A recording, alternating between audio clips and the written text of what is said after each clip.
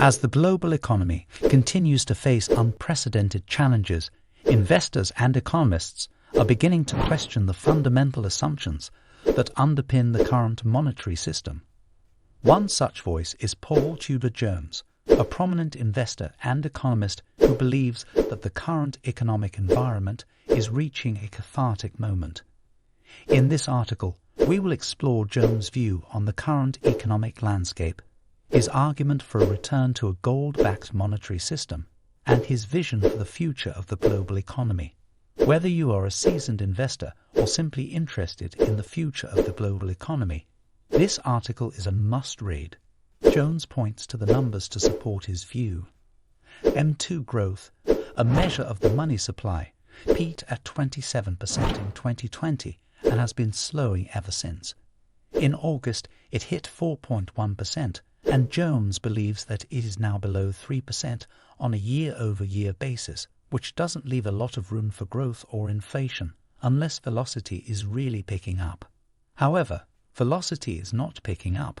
Jones believes that individuals and businesses are becoming more concerned and are spending less freely, which is contributing to a decline in money turning over. As a result, M2 has not gotten back above its March peak and may not do so given the current trajectory of Fed policy. Jones believes that the Fed is making a mistake by keeping interest rates low and continuing to inject massive amounts of stimulus into the economy. He argues that this policy is contributing to a growing disconnect between the financial markets and the real economy, and that it is setting the stage for a major economic correction. Moreover, Jones believes that the current economic environment is ripe for a major shift in the global monetary system. He argues that the current system, which is based on fiat currencies, is fundamentally flawed and that it is in need of a major overhaul. Jones believes that the solution lies in a return to a gold-backed monetary system, which would provide a stable and reliable store of value. He argues that this system would help to restore confidence in the financial system and would provide a more equitable and stable foundation for the global economy. While Jones' vision for a gold-backed monetary system is compelling, it is important to note that such a system carries significant risks and challenges. Moreover, the transition to such a system would be difficult and would require significant coordination and cooperation from governments around the world. Despite these challenges, Jones remains bullish on the long-term potential of gold and believes that it will continue to play an important role in the global monetary system. He argues that investors who are looking for a reliable store of value and a hedge against inflation should consider investing in gold.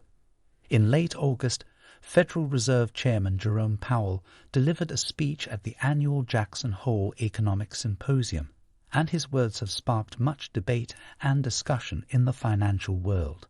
Many investors and economists believe that Powell sees himself as the reincarnation of former Fed Chairman Paul Volcker, and that he is determined to take a sledgehammer to inflation, much like Volcker did in the 1980s. In this article, we will explore the parallels between the current economic landscape and that of the 1970s and 1980s, and examine whether Powell's approach is the right one for today's economy. Volcker's tenure as Fed chairman is widely regarded as a success, as he was able to turn the tide on inflation after a 15-year period of runaway spending and monetary policy. In contrast, Powell is facing a much different set of circumstances. Rather than facing a long-term build-up of inflation expectations, Powell is dealing with major shocks to the system, including the COVID-19 pandemic and the geopolitical tensions in Ukraine. Despite these differences, Powell seems intent on using a similar approach to Volcker, with a focus on tightening monetary policy and taming inflation. However, some economists argue that this approach may be misguided, as the current economic environment is vastly different from that of the 1970s and 1980s. One key difference is the role of technology in the modern economy. Today's economy is far more reliant on technology than it was in the 1970s and 1980s, which means that the traditional methods of combating inflation may not be as effective. For example, increasing interest rates may not be enough to slow down inflation if consumers and businesses are able to find ways to work around the higher borrowing costs. Another factor to consider is the global nature of today's economy. In the 1970s and 1980s, the US was the dominant economic power in the world, and its policies have a significant impact on global markets.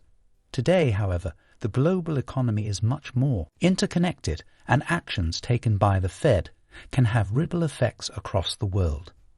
This means that any attempt to tackle inflation must take into account the impact on other countries and regions. Despite these challenges, Powell remains committed to his approach, and many investors and economists are cautiously optimistic about the prospects for the economy. The current economic landscape is undoubtedly complex and challenging, but with the right policies and strategies in place, there is reason to believe that inflation can be brought under control and the global economy can continue to grow and thrive. Whether Powell's approach is the right one remains to be seen, but one thing is certain: the future of the global economy is uncertain, and investors must remain vigilant and adaptable in order to navigate the challenges that lie ahead.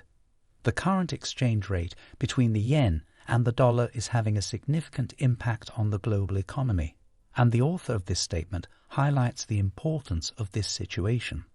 They note that the yen is being sold while dollars are being bought, which is providing liquidity to the rest of the world. This is seen as a positive development because it is addressing some of the issues that the Federal Reserve should be handling. However, the author also believes that the current situation is becoming increasingly serious and a cathartic moment is approaching. They compare the current situation to the early 1980s when the Plaza Accord and the Louvre Accord were introduced to limit the deflationary impact on the rest of the world. This suggests that similar measures may need to be taken to address the current situation. The author also discusses the weak links in the US economy, which are currently causing uncertainty. One of the primary weak links is the uncertainty surrounding pensions and auto credit. The Mannheim Used Car Index is a value index that shows a decline in used car prices, indicating that deflation is in the system. This is significant because a lot of auto paper is based on assumptions about the residual value of cars. If used car prices collapse, dealers who paid too much for used cars will be forced to sell at a loss, leading to a potential loss for investors. Another issue highlighted by the author is the significant debt held by corporations in the US. The author suggests that this debt is a result of short-term shareholders who want companies to buy back shares or pay dividends. This is becoming a problem for sectors of the economy that are in the throes of disruption, such as the retail sector. With this significant debt, it is difficult for these companies to invest in new initiatives and make necessary changes to keep up with rapidly changing market conditions. The author suggests that deflation is becoming a more significant risk than inflation, and that the pipeline is full of deflationary indicators.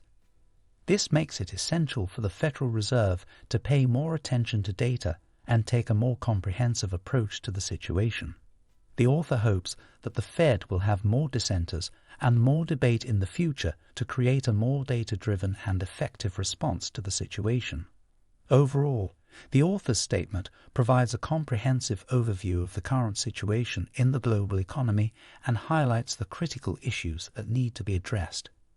The current exchange rate between the yen and the dollar is a significant factor that needs to be carefully considered, and the weak links in the US economy need to be addressed. The author's suggestion of a cathartic moment approaching highlights the need for action to be taken to prevent the situation from becoming worse.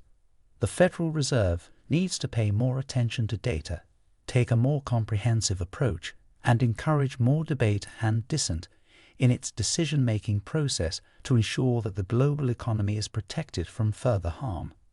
Thank you for watching our analysis of the current situation in the global economy.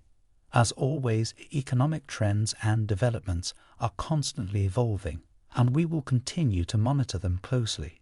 If you have any questions or comments, please feel free to leave them below, and we'll be happy to address them. Don't forget to subscribe to our channel for more updates and insights.